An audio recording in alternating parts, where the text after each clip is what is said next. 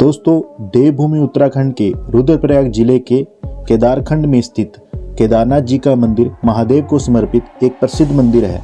दोस्तों, माना जाता है कि केदारनाथ में स्वर्ग से हवा आती है। दोस्तों, यदि आप भी इस साल केदारनाथ धाम जाने की योजना बना रहे हैं तो यह कार्यक्रम आपके लिए बहुत ही लाभदायक है, क्योंकि इस कार्यक्रम में हम आपको बताएंगे कि केदारनाथ जाने के लिए क्या क्या साधन है, कुल खर्च क्या आएगा, रुकने की व खाने पीने की क्या क्या व्यवस्था है, तथा यदि आप पैदल यात्रा नहीं करना चाहते हैं तो वहां पर घोड़े, खच्चर व हेलीकॉप्टर पर कैसे जा सकते हैं, ये सुविधाएं कहां मिलेंगी व इनका क्या शुल्क रहेगा। तो दोस्तों, जुड़े रहेगा इस प्रोग्राम के साथ। दोस्तों, कार्यक्रम में आगे बढ़ने से पहले एक बार कमेंट में सच्चे दिल से हर हर महादेव जरूर लिखिएगा। नमस्कार दोस्तों, स्वागत है आपका divine TV India YouTube channel पर। दोस्तों, सबसे पहले हम बात करते हैं कि केदारनाथ कैसे जाएं। तो दोस्तों, आपके पास 3 साधन हैं।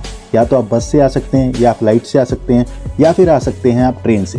परंतु एक चीज़ मैं आपको यहाँ पे क्लियर कर देता हूँ, अगर आप ट्रेन से आ रहे हैं तो ट्रेन में आपको 3 स्टेशन मिलेंगे जहाँ से आप जो है केदारनाथ के लिए जा सकते हैं, और तीनों स्टेशन जो है वो उत्तराखंड के अंदर ही इस समय स्थित हैं। पहला स्टेशन आपको हरिद्वार पड़ेगा, दूसरा आपको ऋषिकेश पड़ेगा, और तीसरा स्टेशन जो पड़ेगा वो पड़ेगा देहरादून। परंतु एक चीज़ मैं आपको क्लियर कर देता हूँ, अगर आप भारत के किसी भी शहर में हैं तो आपको हरिद्वार का जो ट्रेन है वो बहुत ही आसानी से मिल जाएगा, परंतु ऋषिकेश का ट्रेन और देहरादून का जो ट्रेन है ये थोड़ा आपको मुश्किल से मिल पाएगा, क्योंकि कई शहरों के साथ जो है देहरादून और ऋषिकेश की कनेक्टिविटी नहीं है। तो कोई भी जो भी ट्रेन है ऋषिकेश भी जाएगी तो वो हरिद्वार होके ही जाएगी। तो मैं आपको एक ही चीज़ कहूँगा कि आप हरिद्वार पहुँचे। दोस्तों, अगर आप भारत के किसी भी बड़े शहर में रहते हैं तो वहाँ से आपको जो ट्रेन है वो हरिद्वार के लिए मिल जाएगी।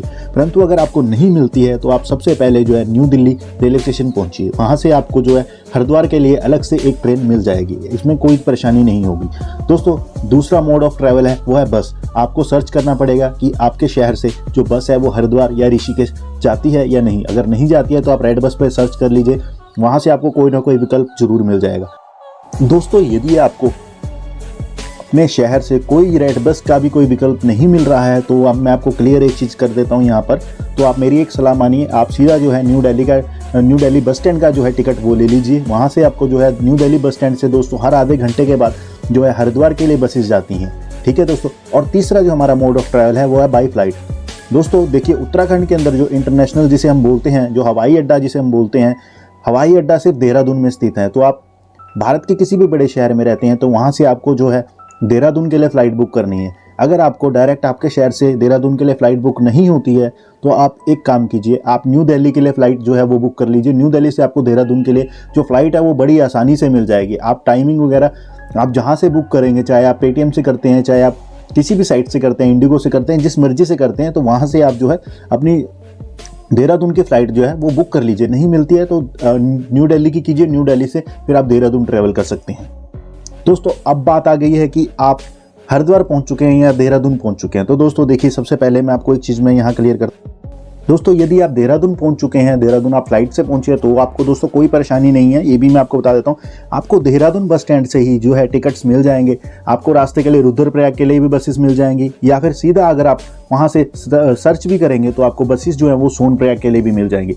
और दूसरा दोस्तों, यदि आप हरिद्वार पहुँचते हैं, हरिद्वार से दोस्तों मैं आपको एक चीज़ मैं क्लियर कर देता हूँ, सुबह हरिद्वार से 4 बजे से लेकर शाम के 6 से 6:30 बजे तक जो है बसेस जो हैं सोनप्रयाग के लिए निकलती हैं।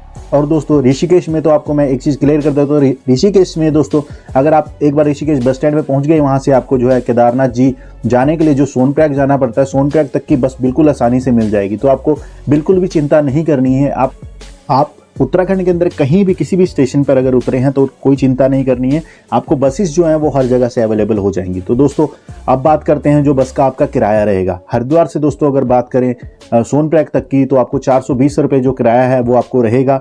अगर हम बात करें देहरादून से तो देहरादून से आपको 650 के करीब में जो किराया है वो रहेगा।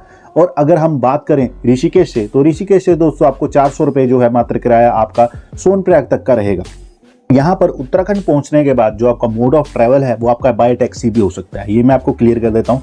बाय टैक्सी दोस्तों सीधा आपको बताता हूँ, सीज़न के ऊपर डिपेंड करता है सारा।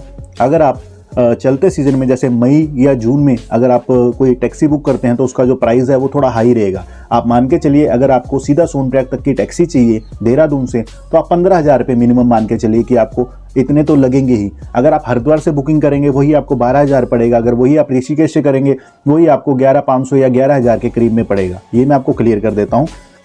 दोस्तों अब बात करते हैं कि होटल की व्यवस्था की। तो दोस्तों उत्तराखंड के आप किसी भी शहर के अंदर हैं तो वहाँ आपको होटल की व्यवस्था मिल जाएगी। देखिए दोस्तों, यदि आप जैसे मान लीजिए कि आप काफ़ी दूर से जो है हरिद्वार पहुँचे हैं, ऋषिकेश पहुँचे हैं, देहरादून पहुँचे हैं और आप उस सेम डे जो है ट्रैवल अपना कंटिन्यू नहीं करना चाहते हैं, तो आप वहाँ पे स्टे करना चाहते हैं, तो आपको कुछ नहीं करना है दोस्तों। आप गूगल पे सर्च कर सकते हैं, होटल्स आपको वहाँ मिल जाएंगे। ट्रिवागो पे आप सर्च कर लीजिए, आपको ओला के भी जो होटल्स हैं सब मिल जाएंगे। और आपको एक चीज़ मैं क्लियर करता हूँ, यहाँ पे होटल्स का जो प्राइस है वो बहुत ही कम है, ज़्यादा नहीं है। अगर आप हरिद्वार के अंदर होटल लेते हैं आपको 500 से लेकर 1200-1300 रुपये में जो है बढ़िया होटल मिल जाएगा। ऋषिकेश में भी सेम ही प्राइस है। देहरादून में थोड़ा आपको कॉस्टली पड़ सकता है। देहरादून में आपको 1000 से 1500 तक जो है देना पड़ सकता है होटल के लिए। दोस्तों देखिए, देहरादून, ऋषिकेश और हरिद्वार जो है ये अच्छे शहर हैं, थोड़ा बड़ा उत्तराखंड के थोड़े बड़े शहर आते हैं, तो यहाँ पर आपको खाने पीने की भी कोई परेशानी नहीं होगी। जो आप खाना चाहेंगे वो आपको यहाँ पे अवेलेबल हो जाएगा, कोई परेशानी नहीं है। अगर आप वेजिटेरियन हैं तो आपको बिल्कुल आसानी से जो है यहाँ पे अवेलेबल हो जाएगा। अब दोस्तों बात करते हैं कि आप सोनप्रयाग पहुँच चुके हैं। तो दोस्तों सोनप्रयाग जैसे ही आप पहुँचे हैं तो आपको देखो, सबसे पहले दोस्तों मैं आपको एक चीज़ में क्लियर करना चाहता हूँ, सोनप्रयाग में भी अगर आप पहुंच चुके हैं तो आपका 2 विकल्प है रहने के लिए। दोस्तों पहला आपका सोनप्रयाग के अंदर ही है और दूसरा आपका है जो है वो है गौरीकुंड के अंदर। तो सोनप्रयाग है, सोनप्रयाग में आपको जो रूम्स है वो थोड़े कॉस्टली पड़ जाएंगे, परंतु जो गौरीकुंड है, गौरीकुंड में आपको रूम्स का जो प्राइस है वो इन सीजन में भी जो होता है, जैसे कि जो पीक सीजन है उसमें भी थोड़ा कम ही रहता है, बढ़ता नहीं है। तो दोस्तों उन दोनों का नंबर ही मैंने नीचे डिस्क्रिप्शन में दिया हुआ। सोनप्रयाग में ऑल यात्री विश्राम गृह उनका नंबर जो है वो डिस्क्रिप्शन में है, और जो गौरीकुंड के अंदर सुनील लॉज वाले हैं उनका नंबर भी नीचे डिस्क्रिप्शन में, आप वहां से बुकिंग कर सकते हैं। दोस्तों अब बात करते हैं सोनप्रयाग या फिर गौरीकुंड में खाने या पीने की। तो दोस्तों देखिए, सोनप्रयाग के अंदर आपको ढाबे बहुत मिल जाएंगे, वहाँ पे आपको बढ़िया जो व्यंजन है वो खाने के लिए मिल जाएगा। और दूसरी चीज़, यदि आप गौरीकुंड में स्टे करते हैं, गौरीकुंड में जिनका मैंने नीचे डिस्क्रिप्शन में नंबर दिया उनकी अपनी एक कैंटीन है, वहाँ अगर आप जाएंगे तो आपको वहाँ भी खाना मिल जाएगा। अगर आप उनकी कैंटीन में नहीं खाना खाना चाहते हैं तो आप बाहर जाएंगे तो बाहर भी आपको खाना मिल जाएगा। और दोस्तों सोनप्रयाग और गौरीकुंड के अंदर जो है लॉकर की व्यवस्था आपको आसानी से मिल जाएगी। आप सोनप्रयाग या गौरीकुंड के अंदर जोन से भी होटल में स्टे कर रहे हैं, आप उनसे डायरेक्ट पूछेंगे तो वो आपको जो है लॉकर की व्यवस्था भी दे देंगे। जो उनके वहाँ रूम्स में रुकते हैं उनके लिए वो सुविधा फ्री ऑफ कॉस्ट होती है। परंतु अगर आप बाहर से जैसे आप किसी और होटल में रुके और आप किसी और होटल में अपना जो लॉकर वो करवा रहे हैं तो आपको थोड़े चार्जेस देने पड़ते हैं, 100 से 150 रुपये के राउंड में। दोस्तों अब बात करते हैं बायोमेट्रिक रजिस्ट्रेशन की। तो दोस्तों वहाँ पे जो रजिस्ट्रेशन होती है वो मैं आपको क्लियर कर देता हूँ। वहाँ पे आपका जो आधार कार्ड है वो आपको दिखाना पड़ता है, प्लस जो आपके वैक्सीनेशन के जो सर्टिफिकेट है वो दिखाने पड़ते हैं। अगर नहीं है आपके वैक्सीनेशन के सर्टिफिकेट तो आपके पास जो कोविड की नेगेटिव रिपोर्ट है जो 72 आवर्स से ज़्यादा पुरानी नहीं होनी चाहिए वो आपको वहाँ पर दिखा देनी है, और आपको जो है वहाँ से एक जो है पर्ची दे देंगे, वो आपका रजिस्ट्रेशन नंबर होगा दोस्तों। उसके बाद ही आप जो है यात्रा कर पाएंगे। यदि आप सोनप्रयाग जो है समय पर पहुँच गए हैं, 4, 5, 6 बजे तक या 7 बजे तक भी पहुँच चुके हैं, तो 7 बजे तक दोस्तों वो काउंटर खुला रहता है। आप उस समय वहाँ पर जाके जो अपनी रजिस्ट्रेशन है वो करवा सकते हैं। आपका 10 लोगों का ग्रुप है तो कोई दिक्कत नहीं है दोस्तों, आप 10 लोगों के ग्रुप का पूरा जो है बायोडाटा आप अपने साथ लेके जाइए, उनका आधार कार्ड दिखाइए, वहाँ पे आपकी रजिस्ट्रेशन जो है वो हो जाएगी, कोई प्रॉब्लम नहीं है।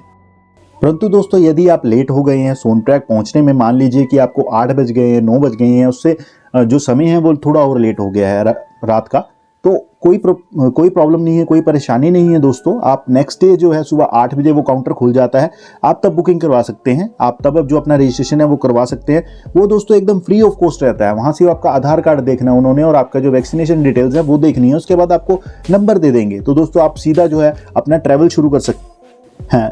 और दोस्तों मान लीजिए आपने शाम को ही जो है अपनी रजिस्ट्रेशन करवा ली है, तो नेक्स्ट डे दोस्तों मैं आपको सलाह दूंगा कि आप जल्दी जो है अपना ट्रैक शुरू कीजिए।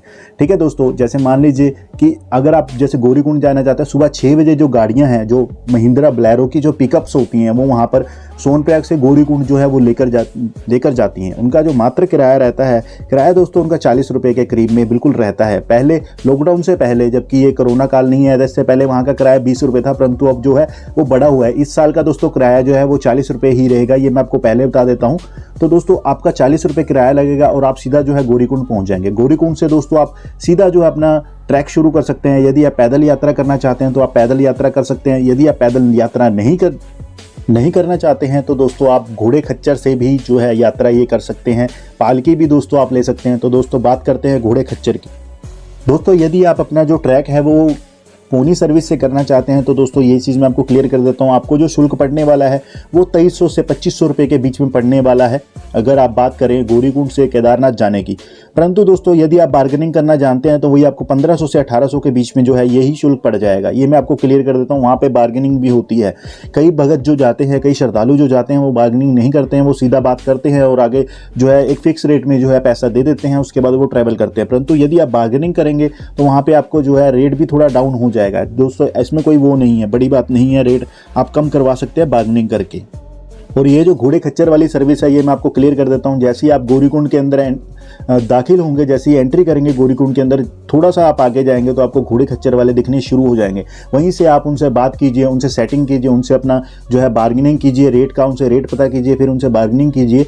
और आप जैसे ही उन्हें बुक करते हैं वो खुद आपको जो है जो पर्ची काउंटर है वहाँ तक ले जाएंगे। वहाँ पर आपको एक मात्र 100 से 150 रुपये का जो होता है एक टैक्स जो होता है वो जमा कराना पड़ता है, वो गवर्नमेंट टैक्स होता है, वही आपको जमा कराना है। उसके बाद जो है आपको खच्चर मिल जाएगा।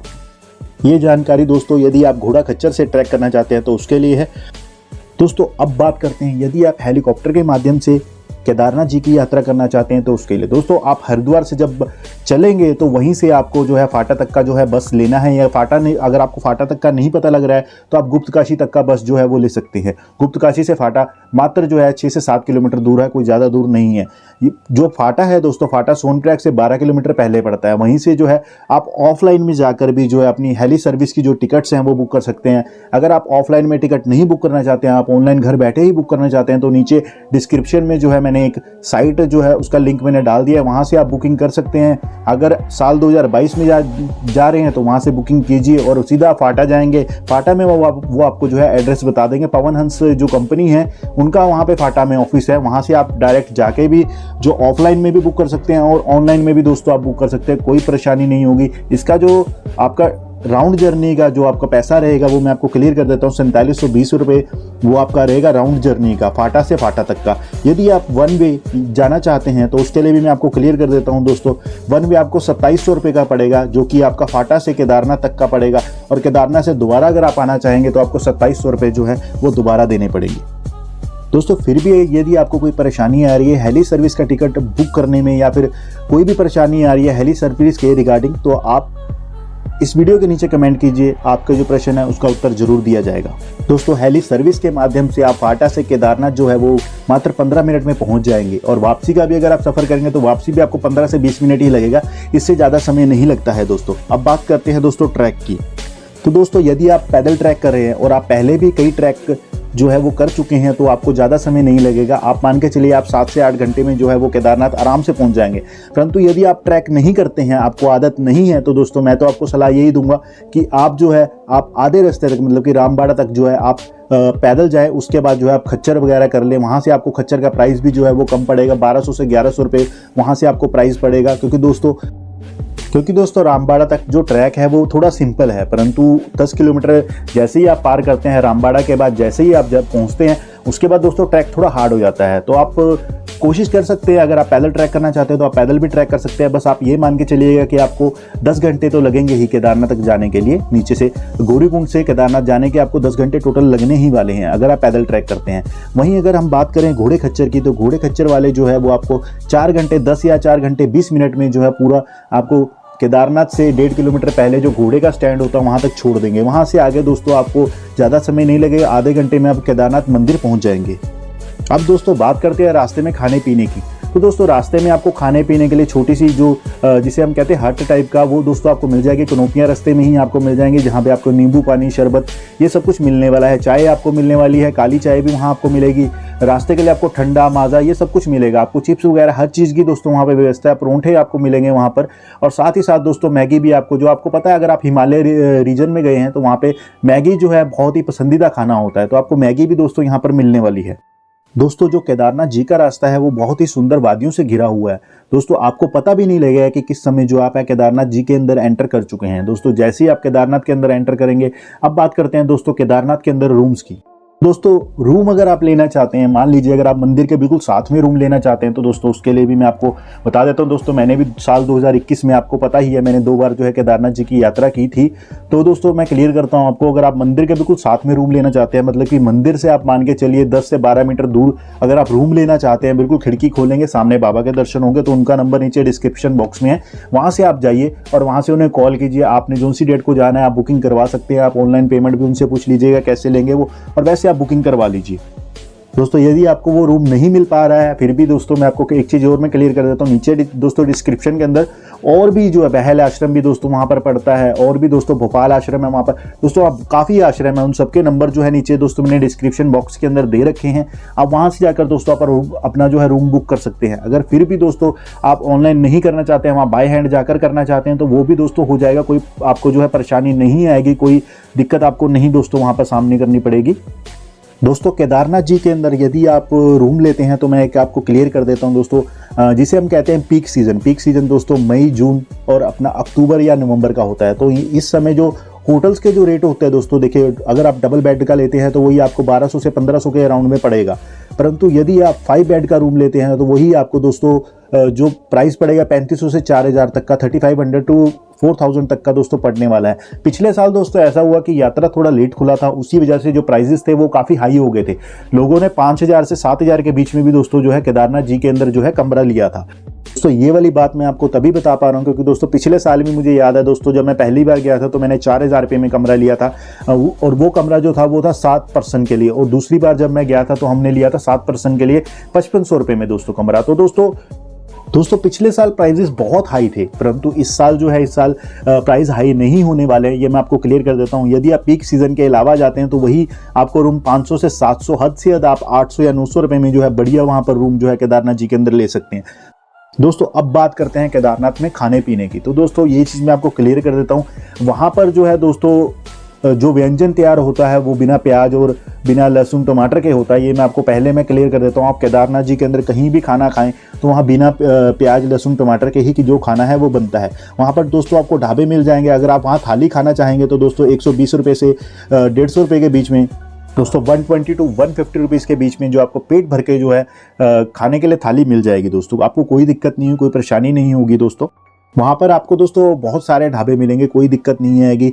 अब दोस्तों मान लीजिए आपने केदारनाथ में दर्शन कर लिए हैं, शाम के समय आपने आरती भी सुन ली है, तो दोस्तों आप जाकर जल्दी सो जाए तथा सुबह दोस्तों 3 बजे सुबह उठे, ताकि 3 बजे दोस्तों जो है आप वहाँ पर लाइन लगती है दोस्तों, लाइन में सबसे आगे लग जाएं या लाइन में आप लग जाएं, तो दोस्तों सुबह फिर से दोबारा केदारनाथ जी के जो है अंदर जाकर मंदिर के अंदर गर्भगृह के अंदर दोस्तों जो जाने का मौका मिलता है वो सुबह ही मिलता है। तो दोस्तों आप सुबह जाकर गर्भगृह के अंदर जाकर दोस्तों दर्शन कीजिए। उसके बाद दोस्तों दर्शन करने के बाद यदि आप आरती सुनना चाहते हैं सुबह वाली, तो दोस्तों आप बाहर बैठ सकते हैं, कोई परेशानी नहीं है। उसके बाद दोस्तों वहां से दोस्तों मात्र जो है 700 से 800 मीटर ऊपर की तरफ जो कि आपको भैरव बाबा का मंदिर पड़ता है, वहां से दोस्तों बहुत ही सुंदर जो है केदार घाटी है उसका नज़ारा मिलता है। तो दोस्तों वहां के लिए आप जो अपना ट्रैवल है वो शुरू कर सकते हैं। दोस्तों ये जो ट्रैक है ये आपको पैदल ही दोस्तों करना पड़ेगा, 700 से 800 मीटर है, कोई दोस्तों ज़्यादा मुश्किल भी नहीं है।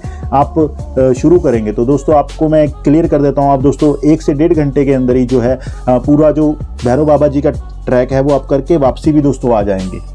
तो दोस्तों अब बात करते हैं केदारनाथ से वापसी जो है गौरीकुंड जाने की। तो दोस्तों केदारनाथ से गौरीकुंड जाने के आपके पास 2 साधन हैं, या तो आप दोस्तों पैदल ट्रैक करके जा सकते हैं या आप खच्चर से जा सकते हैं। यदि आप खच्चर से जाएंगे तो आपको दोस्तों 1200 से 1500 रुपये जो है वो खच्चर वाले को देने पड़ेंगे और आप मात्र 4 से 4.5 घंटे में जो है गौरीकुंड पहुंच जाएंगे। यदि आप दोस्तों यही ट्रैक जो है पैदल करना चाहते हैं तो आप पैदल भी दोस्तों जा सकते हैं। पैदल में आपको दोस्तों 5 से 6 घंटे लगेंगे और आप नीचे जो है गौरीकुंड पहुंच जाएंगे। तो दोस्तों जैसे आप गौरीकुंड पहुंच गए तो दोस्तों गौरीकुंड से आपको जो है फिर दोबारा पिकअप मिल जाएगी, महिंद्रा पिकअप जो बोलेरो होती है वो वहीं से आपको अवेलेबल हो जाएगी। वो फिर से दोस्तों जो है 40 रुपये लेंगे, वो आपको सोनप्रयाग का जो पुल है वहाँ तक दोस्तों छोड़ देंगे।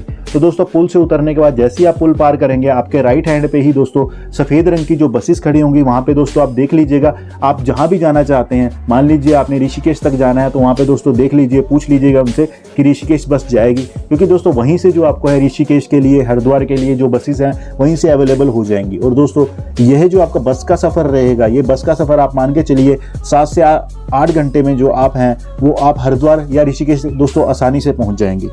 और दोस्तों जो बस का किराया रहेगा, यदि आप सोनप्रयाग से हरिद्वार जा रहे हैं तो आपको 450 रुपये के करीब में किराया रहेगा। यदि आप सोनप्रयाग से ऋषिकेश तक जा रहे हैं तो दोस्तों यही किराया जो है आपको 420 रुपये के करीब में जो है रहेगा। तो दोस्तों ऐसे आप जो है पूरा केदारनाथ जी का सफ़र करके, केदारनाथ जी के दर्शन करके वापसी जो है हरिद्वार या ऋषिकेश पहुंच जाएंगे। वहां से आप अपने शहर के लिए बस ट्रेन ले सकते हैं दोस्तों, कोई परेशानी नहीं होगी। फिर भी किसी भाई को कोई परेशानी होती है तो कृपया हमें नीचे कमेंट बॉक्स में बताएं दोस्तों। जो भी आपका प्रश्न होगा उसका जो जवाब होगा वो दिया जाएगा। आपको कोई भी परेशानी हो उसे सॉल्व दोस्तों जरूर किया जाएगा, आप निश्चिंत रहें। दोस्तों यही था बाबा केदारनाथ धाम जी की यात्रा का पूरा वर्णन व ब्यौरा। आशा करता हूं दोस्तों आपको यह वीडियो जो है वो पसंद आया होगा। यदि वीडियो आपको पसंद आया है तो कृपया वीडियो को लाइक तथा अपने मित्रों में शेयर करें तथा दोस्तों चैनल को भी सब्सक्राइब कर लें। धन्यवाद। हर हर महादेव।